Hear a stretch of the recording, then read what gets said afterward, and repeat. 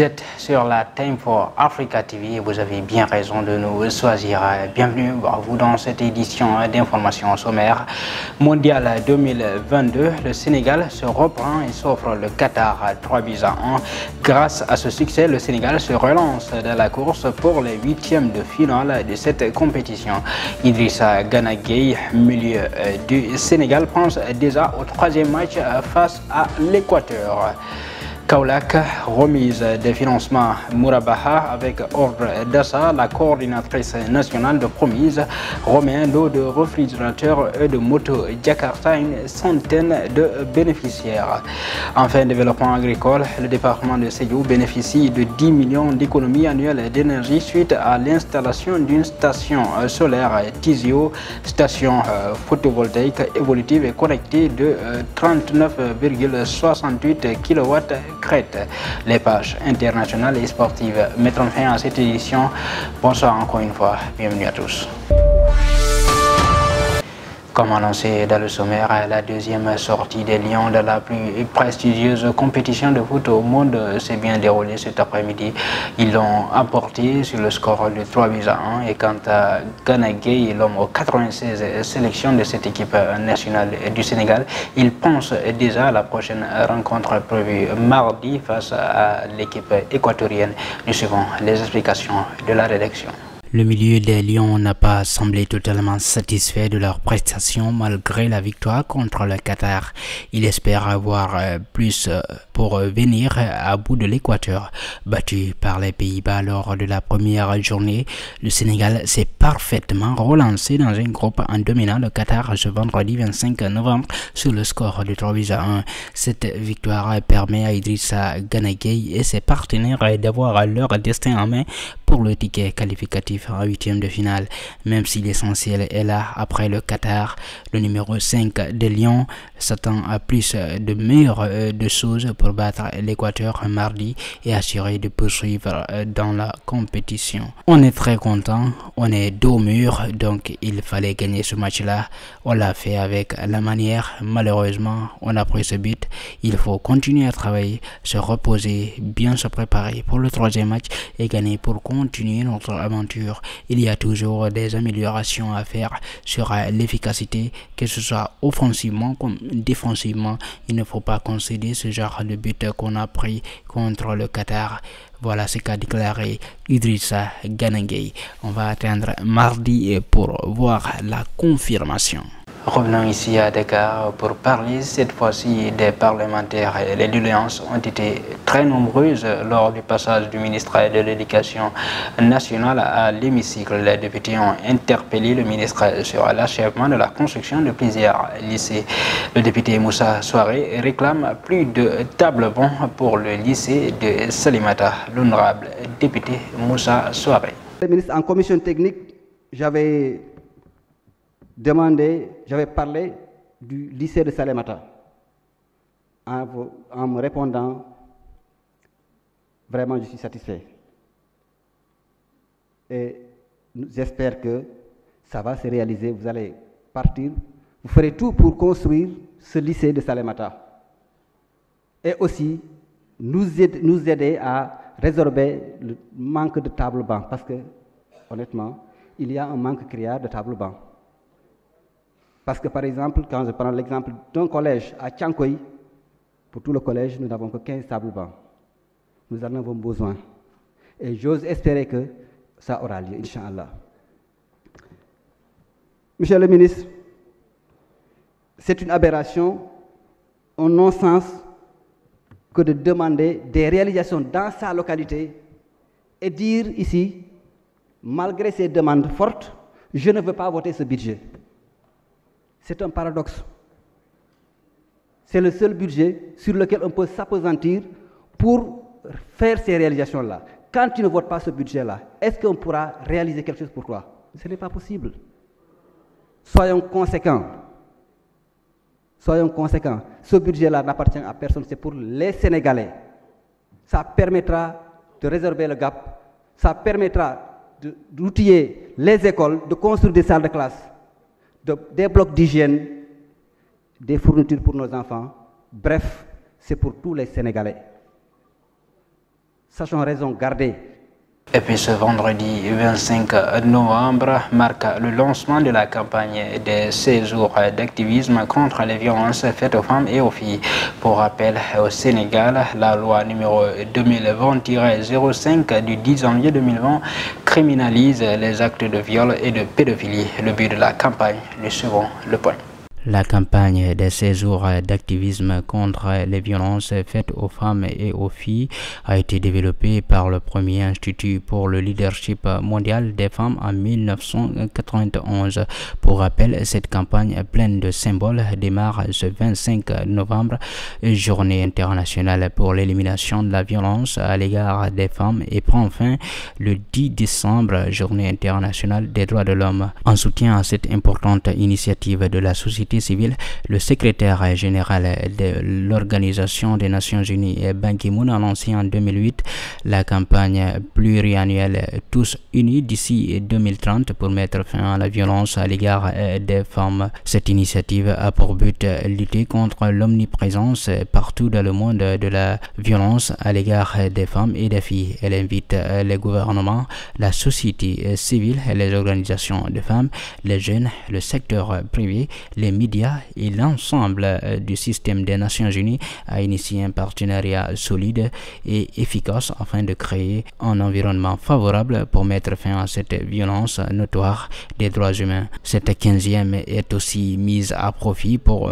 procéder à des projections sur les voies et les moyens devant permettre de renforcer l'efficacité des interventions en partant justement des évaluations et des évolutions notées. Et puis je vous le disais également dans le sommaire, dans le cadre de son programme TEST, le programme de développement de la microfinance islamique du Sénégal, Promise, décide d'accompagner les femmes de Kaolack. Un important lot de réfrigérateurs et de motos Jakarta pour un coût total de 30 millions de francs CFA ont été remis à près de 100 bénéficiaires. Néné Fatoumata Tall, coordinatrice nationale du Promise. Il s'agit pour nous de poursuivre le programme TEST que nous avons démarré depuis bientôt un an dans le but de familiariser les populations avec les produits et services islamiques, des financements Mourabaha avec l'ordre d'achat l'un des contrats les plus utilisés en finance islamique. En effet, à travers ce type de contrat, nous accompagnons les jeunes et les femmes à acquérir du matériel pour démarrer tout de suite une activité et leur éviter tout risque de détournement d'objectifs en leur octroyant un prêt classique.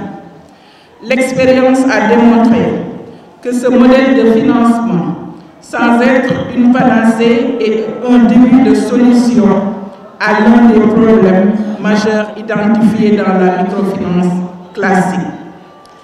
Fort opportunément, prenant l'exacte mesure de ces défis, nous remettons aujourd'hui un lot de réfrigérateurs et de motos Jakarta à près de 100 bénéficiaires pour un coût global de 30 millions. Ces bénéficiaires viennent s'ajouter aux milliers d'autres qui ont pu démarrer par ce biais une activité. Au total, c'est près de 2 milliards qui ont été mobilisés par l'État du Sénégal au cours de cette phase pilote. En collaboration avec l'ambassade de France au Sénégal, Tizio a inauguré ce jeudi à la résidence de l'ambassadeur de France à Dakar une station solaire à Sédhiou sur le site du Prodac de CFA. C'est une station photovoltaïque de 39 kW crête dont profitera le domaine agricole avec une réduction des charges et de l'empreinte du CO2. Nous suivons le directeur du développement de Tizio. Nous sommes réunis ce matin pour l'inauguration, on va dire, à distance de la centrale solaire du DAC de CFA, à côté de Sédhiou en Casamance, qui est une centrale solaire de 39 kW crête avec un stockage de l'énergie de 104 kWh. C'est la technologie de pointe, on parle de batterie lithium-ion, de monitoring à distance et de structures redéployables. Et cette centrale permet au DAC de CFA d'économiser environ 10 millions de francs CFA par an, ce qui va permettre au DAC d'augmenter sa productivité, d'améliorer ses capacités d'investissement dans les infrastructures et surtout d'améliorer le niveau de vie des personnes qui y travaillent et également de les rendre dans leur entrepreneuriat plus efficaces. Bien entendu, ce projet a trois aspects, un impact économique via cette réduction des coûts et une augmentation de la productivité, un impact social en permettant aux emplois et aux entrepreneurs de sécuriser justement, en sécurisant leur approvisionnement énergétique, de sécuriser ces emplois-là. Et enfin, bien entendu, un impact écologique, puisqu'on vient remplacer directement plus de 17 000, on retire 17 000 litres de diesel, soit l'équivalent de 170 000 km en voiture, soit 200 allers-retours Dakar-Sédhiou, chaque année. L'idée de ce projet, c'est encore qu'un pilote, c'est de faire quelque chose d'encore plus grand et d'accompagner les 6 autres DAC du Sénégal dans cette transition vers une agriculture plus propre, plus écologique et encore plus efficace. L'importance de cette rencontre, c'était après 2016 qui a été la première révision, qui a consacré la première révision du PNG, le Programme national de géomatique, de faire une deuxième révision du plan pour actualiser les données, mais également pour mettre en synergie les acteurs, de sorte à pouvoir avoir une base de données la plus actualisée possible qui puisse in fine impacter positivement nos politiques publiques. Donc il est à saluer également la présence dans cet atelier du privé, parce que toutes les données qui sont collectées sont en partie destinées au privé, de sorte à pouvoir développer avec eux des outils d'aide à la décision qui peuvent impacter des secteurs clés économiques, notamment l'élevage, la pêche, l'agriculture. Donc cette rencontre-là a été extrêmement importante de réunir l'ensemble des acteurs pour échanger sur les résultats préliminaires du diagnostic qui est en train d'être fait et qui, in fine, va servir de révision du plan national de géomatique. À l'horizon, peut-être d'ici début 2023, on aura un atelier pour valider définitivement le plan révisé au terme de ce processus totalement inclusif et participatif qui verra la participation de l'ensemble des acteurs à travers des enquêtes, mais aussi à travers des échanges physiques portés par tout ce qui facilite le processus. L'attente, c'est la réflexion autour de l'étude diagnostique qui va être présentée, que l'ensemble des parties prenantes qui sont autour de la table, j'ai vu les gens sont présentés, donc l'ensemble des segments de l'administration d'État, mais aussi du privé, puissent partager les résultats, l'améliorer, l'enrichir, de sorte à pouvoir faciliter la prochaine étape en perspective de la finalisation de cette étude diagnostique. Maintenant, place à l'actualité internationale. Le Niger accueille un double sommet ce vendredi. Et puis en Hong Kong, un cardinal et ses 5 co-accusés condamnés pour un fonds d'aide aux manifestants pro-démocratie. Enfin, longue marche d'Imran Khan au Pakistan, des milliers de militants continuent de se rassembler. Nous suivons les explications. Les chefs d'État et de gouvernement de l'Union africaine se réunissent à Niamey ce vendredi pour 2 sommets successifs.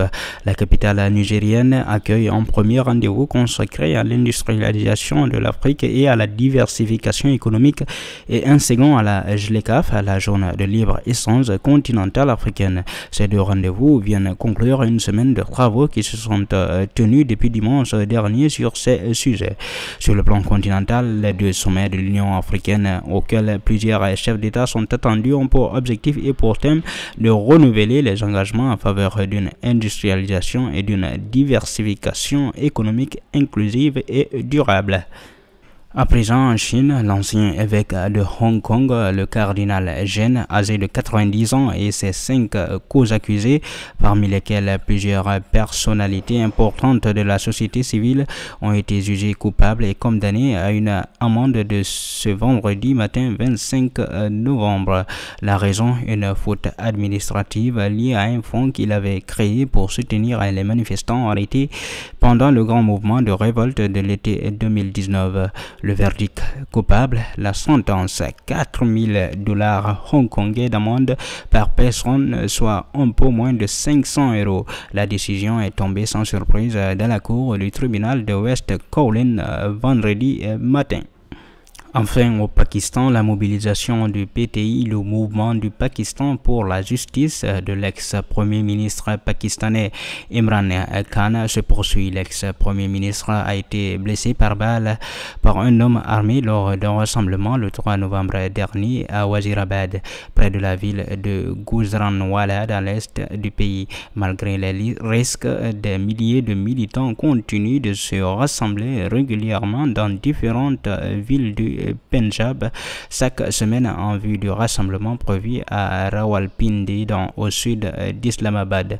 Ce samedi 26 novembre, Imran Khan et son parti n'ont toujours pas fait savoir s'ils rentreraient dans la capitale. Maintenant, place à la page sportive spéciale Coupe du Monde Qatar 2022. Les Lions réussissent à se défaire du Qatar 3-1. Et puis le capitaine Excellence Kalidou Koulibaly s'est exprimé en zone mixte après cette importante victoire des Lions. Suivons les explications. Face au Qatar, les Lions devraient être meilleurs pour espérer aller au bout de leur rêve dans cette Coupe du Monde. Mission plus ou moins accomplie pour les hommes d'Aliou Cissé, un tout petit peu inquiétés par le pays hôte, mais au final remporte le duel des perdants 3-1. Grâce à ce succès, le Sénégal se relance dans sa course pour les huitièmes. Pourtant, la victoire a tardé à se dessiner. Malgré son but du break autour des vestiaires, le Sénégal s'est fait peur avec la réduction du score du Qatar à la 78e minute, montrant une largesse défensive. Bousculés en toute fin de partie, les Lions sont allés chercher leur premier succès dans ce mondial en inscrivant leur troisième but. Les derniers rentrants, Bamba Dieng et Iliman Ndiaye, ont permis au Sénégal de sceller définitivement cette victoire. Sur le service du joueur de Selfie, l'attaquant de l'Olympique de Marseille marque son premier but en Coupe du Monde. Capitaine de l'équipe nationale du Sénégal, Kalidou Koulibaly a réagi sur la victoire du Sénégal contre le Qatar. Le défenseur sénégalais s'est exprimé en zone mixte à la fin de la rencontre. On a marqué au bon moment. C'était un match contrôlé de notre part et on savait que le Qatar allait rester en bloc pour nous contrer. On a bien réagi sur les contres qu'il avait. Maintenant, c'est dommage qu'on ait pris ce but parce que la Coupe du Monde se joue sur des détails. Sur un changement de côté, on pensait qu'il n'y avait pas de danger, mais non, ça montrait qu'il faut rester sur ses gardes jusqu'à la fin. Voilà ce qu'a expliqué Kalidou Koulibaly. Mesdames et messieurs, voilà qui met fin à cette édition d'information. Tout le plaisir a été pour moi de vous servir. Restez bien sûr à notre compagnie où vous avez les meilleurs programmes télé.